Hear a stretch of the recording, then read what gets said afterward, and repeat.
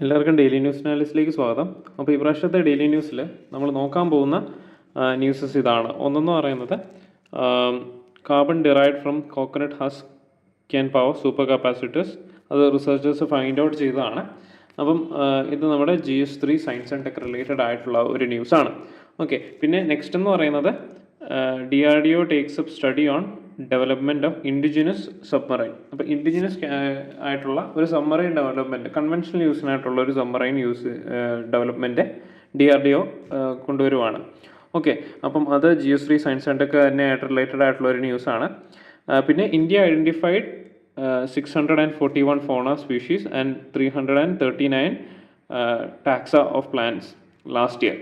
Okay, ഇത് നമ്മുടെ GS3 തന്നെ. ഇപ്പം ഈ ന്യൂസുകളെല്ലാം മെയിനായിട്ട് വരുന്നത് GS3 റിലേറ്റഡ് ആയിട്ടാണ്. നമുക്കെല്ലാം ഒരു പ്രിലിംസ് പെർസ്പെക്റ്റീവിലുള്ള ന്യൂസുകളാണ് ഇന്ന് കൂടുതലുള്ളത്. ഓക്കെ, അപ്പോൾ GS3 environment and ecology related ആയിട്ടുള്ള ന്യൂസാണ്. പിന്നെ നാലാമത്തെ ന്യൂസ് എന്ന് പറഞ്ഞാൽ general Dwivedi assume charge as the 30th chief of the army staff. Okay, chief of army സ്റ്റാഫിൻ്റെ 30ാമത്തെ ചീഫ് ഓഫ് ആർമി സ്റ്റാഫായിട്ട് ജനറൽ ദ്വിവേദി ആണ് സെലക്ട് ആയിരിക്കുന്നത്. അപ്പോൾ ഇതിൽ നമ്മൾ നോക്കാൻ പോകുന്ന ചീഫ് ഓഫ് ആർമി സ്റ്റാഫ് ആരാന്ന് നോക്കും. അതുപോലെ തന്നെ ഇതുമായിട്ട് റിലേറ്റഡ് ആയിട്ടുള്ള ഒരാളാണ്, ഒരു പൊസിഷനാണ് CDS, chief of defence staff.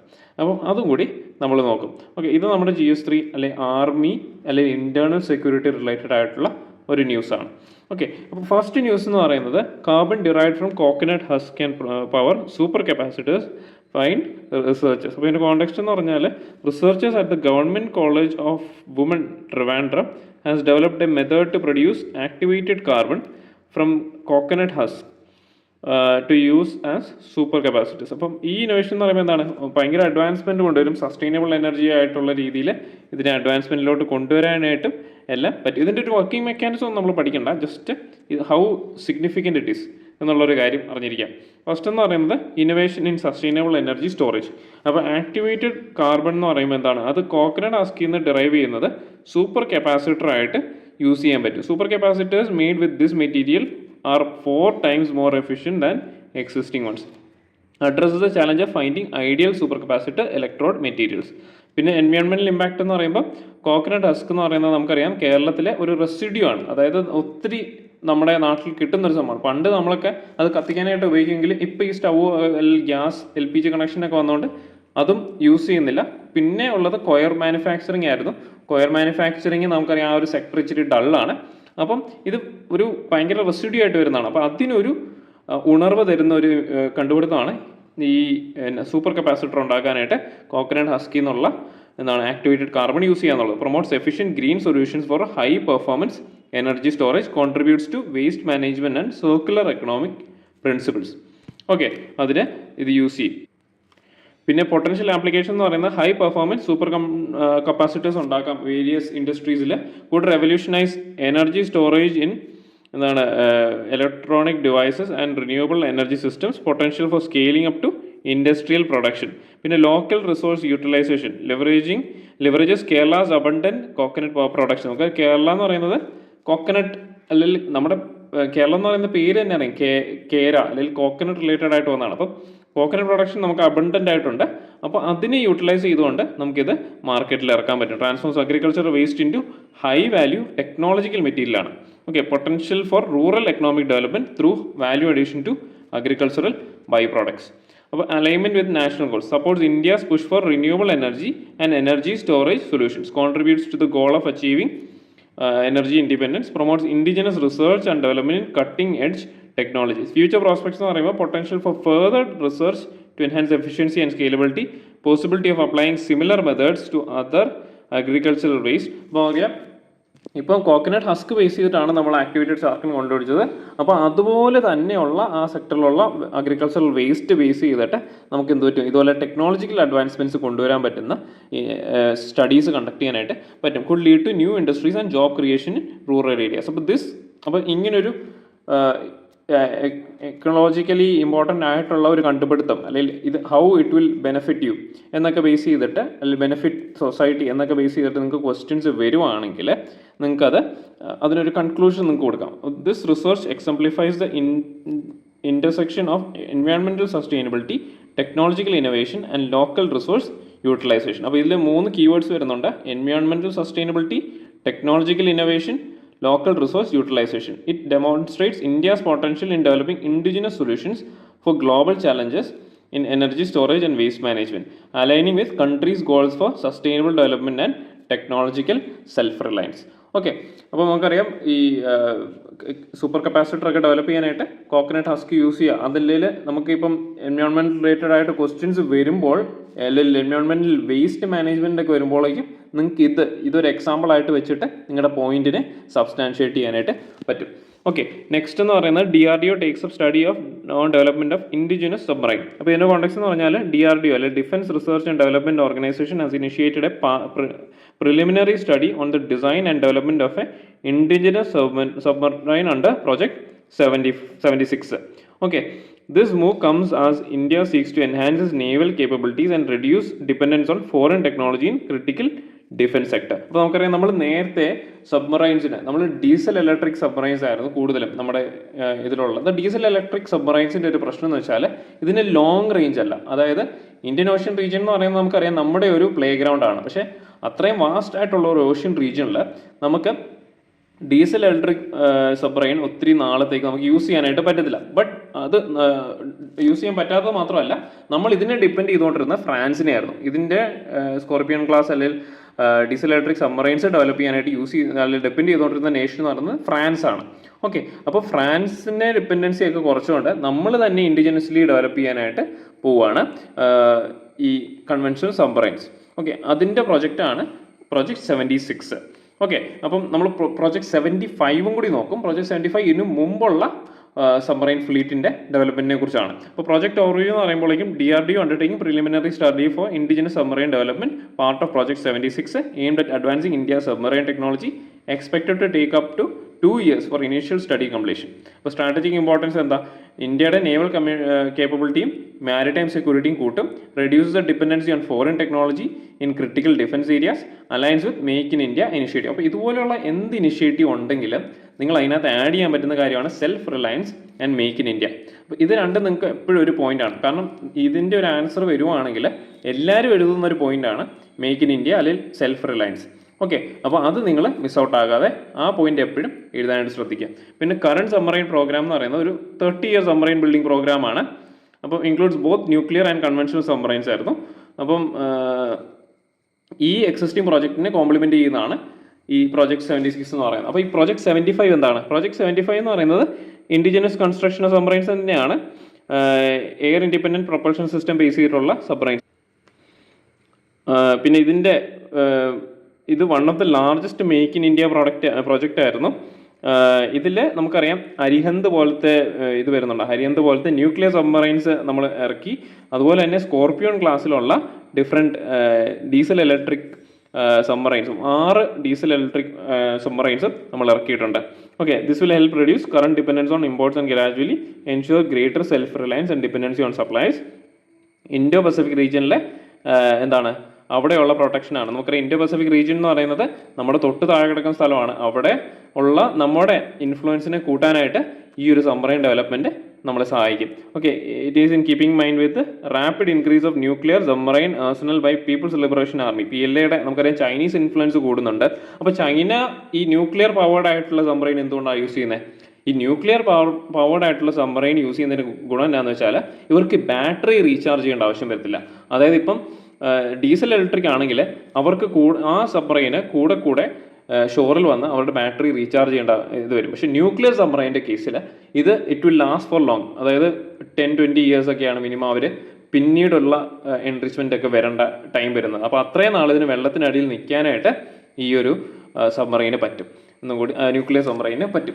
Okay, അപ്പോൾ ഇതിൻ്റെ കപ്പാസിറ്റി ബിൽഡിംഗ് എന്ന് പറയുമ്പോൾ enhances India submarine design and construction capabilities, potential for technology transfer to domestic ship yards, opportunity for collaboration between DRDO and private sector. അപ്പോൾ ഇതിൻ്റെ challenges എന്ന് പറയുന്നത് complex nature of submarine design and construction, need for advance materials and technologies, balancing performance with cost effectiveness.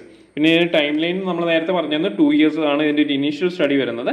പിന്നെ അതിൻ്റെ detailed ആയിട്ടുള്ള development അവർ പറഞ്ഞു വരുന്നുള്ളൂ. പിന്നെ എക്കണോമിക് ഇംപ്ലിക്കേഷൻ എന്ന് പറയുന്നത് എന്താണ്? ഡൊമസ്റ്റിക് ഇൻഡസ്ട്രീനെ ബൂസ്റ്റ് ചെയ്യും, ഡിഫൻസ് ഇൻഡസ്ട്രീനെ ബൂസ്റ്റ് ചെയ്യും. അതായത് ഇപ്പം ഗവൺമെൻറ് ഇങ്ങനെ ഒരു പ്രൊജക്റ്റ് ഇറക്കുവാണെങ്കിൽ ഇത് ആക്ച്വലി ഇവരെന്താ ചെയ്യുക? ഓരോ ഷിപ്പ് യാർഡ്സിന് കൊടുക്കുമെങ്കിലും ഇതിന് സബ് കോൺട്രാക്റ്റ് ആയിട്ട് നമ്മുടെ ഡൊമസ്റ്റിക് അല്ലെങ്കിൽ ലോക്കൽ ഇൻഡസ്ട്രീസിനായിരിക്കും ഇതിൻ്റെ പാർട്സ് ഡെവലപ്പ് ചെയ്യാനായിട്ടൊക്കെ കൊടുക്കുന്നത്. ഓക്കെ, അങ്ങനെ വരുമ്പോൾ ആ ഒരു ഇൻഡസ്ട്രിയും കൂടി ബൂം ചെയ്യും. Potential for export technology and expertise in the future, job creation in high tech defence sector. International കോണ്ടെക്സ്റ്റിൽ positions India as a major player in submarine technology, enhances strategic autonomy in defence capabilities, potential for international cooperation and knowledge sharing. Future prospects എന്ന് പറയുമ്പോൾ possibility of developing both conventional and nuclear submarines, integration of advanced technologies like AI and quantum computing, continuous upgrading of capabilities to meet future and naval challenges. Okay, next എന്ന് പറയുന്നത് ഇതൊരു short news ആണ്, പക്ഷേ ഇതിനകത്ത് പറഞ്ഞേക്കുന്ന സ്പീഷീസിനെ നമ്മളൊന്ന് just ഒന്ന് highlight ചെയ്യുന്നുണ്ടെന്ന് മാത്രമേ ഉള്ളൂ. പിന്നെ ഇതിനകത്ത് സുവോളജിക്കൽ സൊസൈറ്റി ഓഫ് ഇന്ത്യ എന്താണെന്ന് കൂടി നമ്മൾ നോക്കും. ഇതിൻ്റെ കോണ്ടെക്സ്റ്റ് എന്ന് വെച്ചാൽ India has made significant strides in biodiversity research and documentation as evidenced by the identification of 641 fauna species and 339 plant taxa in 2023. അപ്പോൾ ഈ ഇൻഫർമേഷൻ എന്ന് പറയുന്നത് എന്താണ്? സുവോളജിക്കൽ സർവേ ഓഫ് ഇന്ത്യ ആണ്, in its 109th foundation day. അപ്പം അവരാണ് ഈ report പറഞ്ഞേക്കുന്നത്. ഇന്ത്യയുടെ ഹൈ ബയോഡൈവേഴ്സിറ്റി റിച്ച്നെസ്സിനെ കുറിച്ചൊക്കെയാണ് അവർ പറയുന്നത്. അപ്പോൾ ഇതിനകത്ത് ഹൈലൈറ്റ് ചെയ്തേക്കുന്ന പ്ലാന്റ് സ്പീഷീസ് ഒക്കെയാണ് നമ്മൾ നോക്കുന്നത്. A new species of turmeric, അതിൻ്റെ ഒരു പേരാണ് കുർക്കുമ, ഡിസ്കവേർഡ് ഇൻ കർണാടകയാണ്. പിന്നെ മിനിയോപെർക്ലസ് സിറിനി, അതൊരു സ്പീഷീസ് ബാറ്റ് ആണ്, അതും കർണാടകയിലാണ് ഡിസ്കവർ ചെയ്തേക്കുന്നത്. ലക്ഷ്മി കേശവ എന്ന് പറയുന്നത് ഒരു ന്യൂ സ്പീഷീസ് ഓഫ് ടേമൈറ്റ് ആണ്, ഡിസ്കവേർഡ് ഇൻ സദേൺ ഇന്ത്യ. പിന്നെ അക്രോഡമസ് വുമെ, a plant discovered in Andamans. Okay, അപ്പം നമുക്കറിയാം സ്പീഷീസ് ബേസ് ചെയ്തിട്ട് UPSC പ്രിലിംസിൽ ക്വസ്റ്റ്യൻസ് ചോദിച്ചിട്ടുണ്ട്. ഓക്കെ, അപ്പോൾ അങ്ങനെ വരുമ്പോഴേക്കും ഈ നെയിംസ് കണ്ടു കഴിഞ്ഞാൽ ഇത് എന്ത് സ്പീഷീസുമായിട്ട് റിലേറ്റഡ് ആയിട്ടാണ് ഇരിക്കുന്നതെന്നൊക്കെ ഓർത്തിരിക്കുക. അതായത് കുർക്കുമ എന്ന് പറയുന്നത് ഒരു ടേർമറിക് സ്പീഷീസ് ആണ്, അല്ലെങ്കിൽ മിനിയോപെറസ് സിറിനി എന്ന് പറയുന്ന ഒരു ബാറ്റ് സ്പീഷീസ് ആണ് എന്നും കൂടി ഓർത്തിരിക്കുക. ലക്ഷ്മി കേശവ എന്ന് പറയുന്നത് ടെർമൈറ്റിൻ്റെ സ്പീഷീസിലാണ് പെടുന്നതെന്നും കൂടി ഓർത്തിരിക്കുക. അപ്പോൾ അങ്ങനെ ഒരു റിലേഷന് നിങ്ങളൊരു മെൻ്റൽ കാൽക്കുലേഷൻ പോലെ ഓർത്തിരിക്കുക. ഓക്കെ, പിന്നെ സുവോളജിക്കൽ സർവേ ഓഫ് ഇന്ത്യ എന്ന് പറയുന്ന ആ ഒരു ഇൻസ്റ്റിറ്റ്യൂഷനെ കുറിച്ചാണ് നമ്മൾ നോക്കുന്നത്. Zoological survey of India is the subordinate organisation of ministry of environment and forest, government of India. It was established in 1916 as a national centre for forestic survey and exploration of resources. Headquarters വരുന്നത് കൽക്കട്ടയിലാണ്. ഇതാണ് അതിൻ്റെ ഒരു logo എന്ന് പറയുന്നത്. പിന്നെ main activities എന്ന് പറയുന്നത് സ്റ്റഡി ഓഫ് ഫോണ ഓഫ് സ്റ്റേറ്റ്സ്, ഫോണ ഓഫ് കൺസർവേഷൻ ഏരിയാസ്, ഫോണ of important ecosystems, status survey of endangered species, phone off India and ecological studies and environmental impact assessments. ഇത്രയും കാര്യങ്ങളാണ്, ഇത്രയും ആക്ടിവിറ്റീസാണ് സുവോളജിക്കൽ സർവേ വരുന്നത്. ഇപ്പോൾ ഇതിനകത്ത് നിങ്ങൾ കൂടുതൽ നോക്കേണ്ടത് ഇതിൻ്റെ ഒരു ലൊക്കേഷൻ, ഹെഡ് ക്വാർട്ടേഴ്സ് എവിടെയാണെന്ന് നോക്കിക്കുക. അപ്പം നമുക്കറിയാം കോഫിയുടെ കുറിച്ച് ചോദിച്ചിട്ടുണ്ട്. അതുപോലെ തന്നെ ടീയുടെ ടീ റിലേറ്റഡ് ആയിട്ടുള്ളതിൻ്റെ ഓഫീസ് എവിടെയാണെന്ന് ചോദിച്ചിട്ടുണ്ട്. അതൊക്കെ PYQs ആണ്. പിന്നെ റബ്ബർ റിലേറ്റഡ് ആയിട്ട് വരുന്നത്, റബ്ബറിൻ്റെ ഇത് കോട്ടയം അല്ലെങ്കിൽ കേരളത്തിലാണ്. അപ്പോൾ അങ്ങനെയുള്ള കാര്യങ്ങൾ ഈ സുവോളജിക്കൽ സർവേ ഓഫ് ഇന്ത്യയുടെ ഹെഡ് ക്വാർട്ടേഴ്സ് വരുന്നത് എവിടെയാണെന്ന് ചോദിച്ചു കഴിഞ്ഞാൽ കൽക്കട്ടയാണെന്ന് ഓർത്തിരിക്കുക. ഇതെല്ലാം ഒരു PYQ ബേസ് ചെയ്തിട്ട് ചോദിക്കുന്ന ഇങ്ങനത്തെ ടൈപ്പ് ചോദ്യങ്ങളാണ്. ഇതിൻ്റെ ലൊക്കേഷൻ എവിടെയാണ് എന്നൊക്കെയാണ്. അത് ഈ ഒരു സൊസൈറ്റിയുടെ അല്ലെങ്കിൽ ഈ ഒരു സർവേ എന്ന് പറയുന്ന ഈ ഇൻസ്റ്റിറ്റ്യൂട്ടിൻ്റെ ഹെഡ് ക്വാർട്ടേഴ്സ് എവിടെയാണ് എന്നൊക്കെ ചോദിക്കാം. അപ്പം ഇതിൻ്റെ ഹെഡ് ക്വാർട്ടേഴ്സ് കൊൽക്കട്ടയാണെന്ന് ഓർത്തിരിക്കുക. ഓക്കെ, പിന്നെ general Dwivedi assumes charge as 30th chief of the army staff. Okay, അപ്പം Indian army, one of the largest standing armies in the world, so a change in leadership in January 31st, 2024. This transition comes at a time when India faces evolving security challenges and it's focusing on modernizing its armed forces. അപ്പോൾ ഈ ടൈമിലാണ് എന്താണ് പുതിയ chief of army staff വരുന്നത്. അപ്പോൾ ഈ chief of army staff എന്ന് പറയുന്ന ആ ഒരു പൊസിഷൻ എന്താണെന്ന് കൂടി നമ്മൾ അറിഞ്ഞിരിക്കാം. Okay, chief of army staff എന്ന് പറയുന്നത് highest ranking officer in Indian army ആണ്. ഹെഡ് ഓഫ് ദ ഇന്ത്യൻ ആർമിനെയാണ് ചീഫ് ഓഫ് ആർമി സ്റ്റാഫ് എന്ന് പറയുന്നത്. ഈ ഓഫീസറാണ് principal adviser of defence ministry on army matters. Okay, army എന്ന് പറയുന്നത് നമുക്കറിയാം ഇൻഫൻട്രി യൂണിറ്റുകൾ, അതുപോലെ തന്നെ കാൽവരി, അങ്ങനെയുള്ള സെഗ്മെൻറ്റുകൾ ഹാൻഡിൽ ചെയ്യുന്ന ആൾക്കാരാണ് ആർമി എന്ന് പറയുന്നത്. ഓക്കെ, ഈ ആർമി റിലേറ്റഡ് ആയിട്ടുള്ള മാറ്റേഴ്സിനെ ഡിഫൻസ് മിനിസ്ട്രിയിൽ അഡ്വൈസ് ചെയ്യുന്ന ആളാണ് chief of army staff. Key military adviser to the president of India. Historical evolution എന്ന് പറയുന്നത് അറ്റ് ഇൻഡിപെൻഡൻസ് അതൊരു commander in chief Indian army എന്നായിരുന്നു ആ ഒരു ടൈറ്റിലിൻ്റെ പേര്. 1948 മാർച്ച് 1 അത് chief of army staff and commander in chief of Indian army എന്ന് ചേഞ്ച് ആയി. പിന്നെ 1955 ഈ ഡെസിഗ്നേഷൻ മാറ്റിയിട്ട്, അതായത് commanders in chief change in designation act reverted the title to chief of army staff എന്ന് മാത്രമാക്കി. ഓക്കെ, അതുകൂടി ഓർത്തിരിക്കാം. പക്ഷേ ഇതുമായിട്ട് ബന്ധപ്പെട്ട് നിങ്ങൾക്ക് ചോദ്യം വരാൻ പറ്റുന്ന കറണ്ട് അഫയേഴ്സുകളിൽ വന്നിട്ടുള്ള ഒരു ഏരിയയും കൂടി നമ്മൾ നോക്കുന്നുണ്ട്. അപ്പം ഈ ഒരു സെഗ്മെന്റിൽ ചീഫ് ഓഫ് ആർമി സ്റ്റാഫിൽ അയാൾ ശ്രദ്ധിക്കേണ്ട സ്ട്രാറ്റജിക് ഫോക്കസ് ഏരിയാസും കൂടി നമ്മൾ നോക്കിയേക്കാം. Enhancing operational preparedness, addressing current and emerging security threats, promoting indigenisation, അതായത് ആത്മനിർഭർ ഭാരത് ഇനിഷ്യേറ്റീവ്. അപ്പം നമുക്കറിയാം നമ്മുടെ കാൽവരി അല്ലെങ്കിൽ അതുപോലുള്ള ആർമിയുടെ സെഗ്മെന്റ്സിൽ ഇൻഡിജനൈസേഷൻ കൊണ്ടുവരാനായിട്ട്, അതായത് ഇൻഡിജിനസ്ലി ഡെവലപ്ഡ് ആയിട്ടുള്ള മിലിറ്ററി വെപ്പൺസ്, നമുക്കറിയാം AK-47 ഒക്കെ ഇൻഡിജിനസ് ഡെവലപ്മെന്റ് ഇന്ത്യയിൽ തന്നെ സ്റ്റാർട്ട് ചെയ്യുന്നുണ്ട്. അപ്പോൾ അതിൻ്റെയൊക്കെ അഡ്വൈസ് കൊടുക്കുന്ന അല്ലെങ്കിൽ അതുമായിട്ട് ബന്ധപ്പെട്ട ആൾക്കാരെയാണ് ഈ ആർമി റിലേറ്റഡ് ആയിട്ടുള്ള കാര്യങ്ങളായതുകൊണ്ട് തന്നെ അതെന്താണ് ഈ ചീഫ് ഓഫ് ആർമി സ്റ്റാഫാണ് അതിൽ തീരുമാനങ്ങൾ എടുക്കുന്നതും അതിന് അഡ്വൈസ് കൊടുക്കുന്നതും. Integrating emerging technologies in military operation. പിന്നെ ഇതിൻ്റെ ചാലഞ്ചസ് എന്താണ്? Adapting to technological advancement in warfare, improving overall operational effectiveness, balancing traditional and non-traditional security challenges.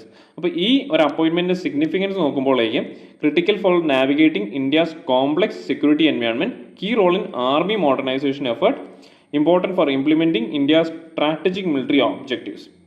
അപ്പോൾ ഇത്ര ഒരു കാര്യം എന്ന് വെച്ചാൽ ജസ്റ്റ് ഒരു എക്സ്ട്രാ പോയിന്റ്സ് പറഞ്ഞു എന്നേ ഉള്ളൂ.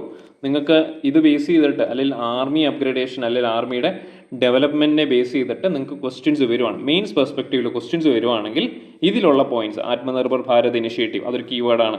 ഓക്കെ, പിന്നെ ടെക്നോളജിക്കൽ അഡ്വാൻസ്മെൻറ്റ് ഇൻ വാർഫെയർ, അങ്ങനെയുള്ള കാര്യങ്ങളിലെല്ലാം ആ പോയിന്റ്സ് ഒക്കെ നിങ്ങൾക്ക് ഹൈലൈറ്റ് ചെയ്യാനായിട്ട് പറ്റണം. അതിന് വേണ്ടിയിട്ട് ജസ്റ്റ് ഒരു കാര്യം നോട്ട് കൊടുത്തേ ഉള്ളൂ. ഓക്കെ, അപ്പം ഞാൻ പറഞ്ഞു ഇതുമായിട്ട് റിലേറ്റഡ് ആയിട്ടുള്ള അനദർ ഇമ്പോർട്ടൻ്റ് ആയിട്ടുള്ള ഒരു പൊസിഷനുണ്ട് ചീഫ് ഓഫ് ആർമി സ്റ്റാഫ് പോലെ തന്നെ. അതിനേക്കാട്ടിലും ഹയർസ്റ്റ് പൊസിഷനിലുള്ള ഒരു പൊസിഷനുണ്ട്, അതാണ് ചീഫ് ഓഫ് ഡിഫൻസ് സ്റ്റാഫ്. ഇത് നമ്മൾ കഴിഞ്ഞ വർഷം കറണ്ട് അഫയേഴ്സിൽ ഉണ്ടായിരുന്നതാണ്. ബിപിൻ റാവത്ത് എന്ന് പറയുന്ന ഫസ്റ്റ് CDS ആള് ഒരു ആക്സിഡൻറ്റിൽ മരിക്കുകയായിരുന്നു. അപ്പോൾ അത് ബേസ് ചെയ്തിട്ടാണ് കറണ്ട് അഫയേഴ്സിൽ ഉണ്ടായിരുന്നത്. പക്ഷേ ഇനിയുള്ള കാലത്തും ഇനിയുള്ള ഈ കറണ്ട് അഫയേഴ്സിലൊക്കെ ആണെങ്കിലും നെക്സ്റ്റ് പ്രിലിംസിലാണെങ്കിലും ഇമ്പോർട്ടൻ്റ് ആയിട്ടുള്ളൊരു പൊസിഷനാണ് chief of defence staff.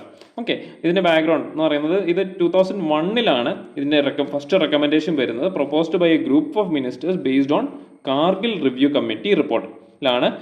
Kargil review കമ്മിറ്റിയാണ് first time chief of defence staff എന്ന് പറയുന്ന ഒരു പൊസിഷനെ പറ്റി ഒരു പ്രൊപ്പോസൽ കൊടുക്കുന്നത്. Integrated defence staff 2002 created to serve as a secretariat for the future CDS role.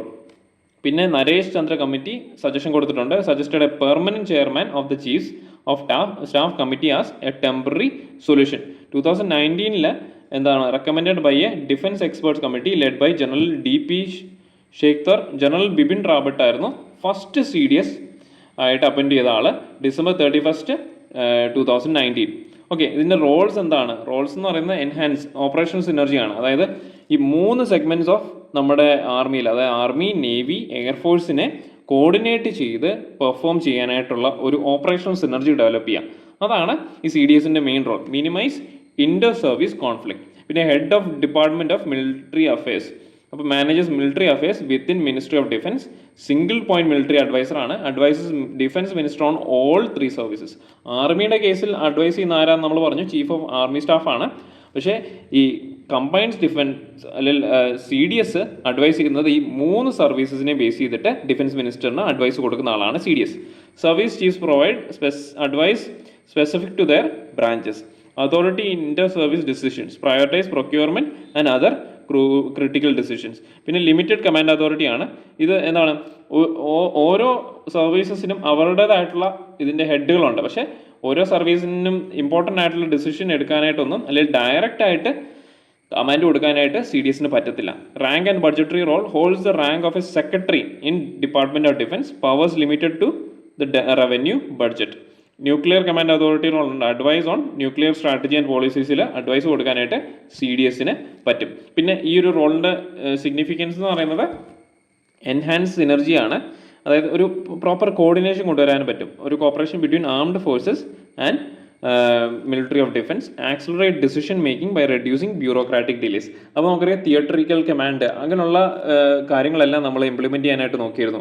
അതായത് എന്തെങ്കിലും ഒരു പെട്ടെന്നുള്ളൊരു എക്സ്റ്റേണൽ ത്രെറ്റ് വന്നു കഴിഞ്ഞാൽ ഹൗ വി വിൽ മാനേജ്. അപ്പം ആ സമയത്ത് ഈ ട്രൈ സർവീസസുമായിട്ടുള്ള കോൺഫ്ലിക്റ്റ് വരാതിരിക്കാനായിട്ട് എല്ലാ സർവീസസുമായിട്ട് ഒരു സിനർജിയിൽ അല്ലെങ്കിൽ ഒരു കോർഡിനേഷൻ ഡെവലപ്പ് ചെയ്യാനായിട്ടാണ് ആക്ച്വലി ഇങ്ങനൊരു സിസ്റ്റം കൊണ്ടുവന്നത്. ഓക്കെ, അപ്പം ഈ എൻഹാൻസ്ഡ് ആയിട്ട് ഒരു കോപ്പറേഷൻ ഇതിലൂടെ ഡെവലപ്പ് ചെയ്യുന്നുണ്ട്. പിന്നെ joint operation, permanent chairman of chief of staffs കമ്മിറ്റിയാണ്. പിന്നെ focus on effective administration of price service issues. പിന്നെ ഓപ്പറേഷണലൈസേഷൻ ഓഫ് തിയേറ്റർ കമാൻഡ്. അപ്പോൾ ഫെസിലിറ്റേറ്റ്സ് ജോയിന്റ് മിലിറ്ററി കമാൻഡ്. ഈ തിയേറ്റർ കമാൻഡ് എന്ന് പറയുമ്പോൾ ആ ഒരു ഏരിയയിൽ 3 സർവീസസിൻ്റെയും റോൾ ഇമ്പോർട്ടൻ്റ് ആയിട്ട് വരും. Navy, air force, armed forces. ഇപ്പം ഒരു എക്സ്റ്റേണൽ ത്രെറ്റ് വരുവാണെങ്കിൽ അല്ലെങ്കിൽ ഒരു ത്രെറ്റ് വരുവാണെങ്കിൽ ഈ 3 ഫോഴ്സസും ജോയിൻറ്റ് കോർഡിനേഷനിലൂടെ അതിനെ ഡിഫെൻഡ് ചെയ്യും എന്നുള്ള രീതിയിലാണ് ഈ തിയേറ്റർ കമാൻഡ് വരുന്നത്. Implements theatre commands for effective deployment of forces, strengthens India's nuclear deterrent and reviews nuclear doctrine. ഇപ്പോൾ ബഡ്ജറ്റ് മാനേജ്മെന്റ് എന്ന് പറഞ്ഞാൽ prioritise capital acquisition in a scenario limited to defence budget. Okay, defence ബഡ്ജറ്റിന്റെ അണ്ടറിലാണ് അവരുടെ budget അലൊക്കേഷൻസ് വരുന്നതെന്ന് കൂടി ഓർത്തിരിക്കുക. അപ്പം നമുക്കറിയാം ഇപ്രാവശ്യത്തെ DNA എന്ന് പറയുന്നത് കുറച്ച് ഫാക്ട് ബേസ് ചെയ്തിട്ടായിരുന്നു. അതായത് നമുക്ക് ഒത്തിരി ചിന്തിക്കാനായിട്ടോ അല്ലെങ്കിൽ ക്രിയേറ്റീവായിട്ടൊന്നും പോകാൻ പറ്റിയില്ല. പക്ഷേ ഒരു മെയിൻസ് ആൻസർ റൈറ്റിങ്ങിൽ നിങ്ങൾക്ക് ഉപയോഗിക്കാൻ പറ്റുന്ന കീവേഡ്സ് ഇതിനകത്ത് ഹൈലൈറ്റ് ചെയ്തിട്ടുണ്ട്. അതുപോലെ തന്നെ പ്രിലിംസ് പെർസ്പെക്റ്റീവിൽ നിങ്ങളോട് ചോദിക്കാൻ പറ്റുന്ന ഒരു പ്രിലിംസ് PYQ ബേസ് ചെയ്തിട്ടുള്ള എന്തൊക്കെ ചോദ്യങ്ങളാണ് വന്നത് അത് റിലേറ്റഡ് ആയിട്ടുള്ള ഒരു ആൻസർ അല്ലെങ്കിൽ അത് റിലേറ്റഡ് ആയിട്ടുള്ള കാര്യങ്ങൾ നമ്മൾ ഡിസ്കസ് ചെയ്തിട്ടുണ്ട്. ഓക്കെ, അപ്പോൾ ഇതായിരുന്നു ഇപ്രാവശ്യത്തെ DNA അനാലിസിസ് നമുക്ക് ഉണ്ടായിരുന്നത്. പിന്നെ നമുക്ക് റിപ്പീറ്റഡ് ആയിട്ടുള്ള ടോപ്പിക്സ് ആയിരുന്നു നമ്മുടെ എഡിറ്റോറിയലൊക്കെ ആണെങ്കിലും നമ്മൾ ഓൾറെഡി എടുത്ത ടോപ്പിക്സ് ഒക്കെ തന്നെയായിരുന്നു റിപ്പീറ്റഡ് ആയിട്ട് വന്നത്. അപ്പം അത് ഞാൻ കണ്ടിന്യൂ ചെയ്യുന്നില്ല.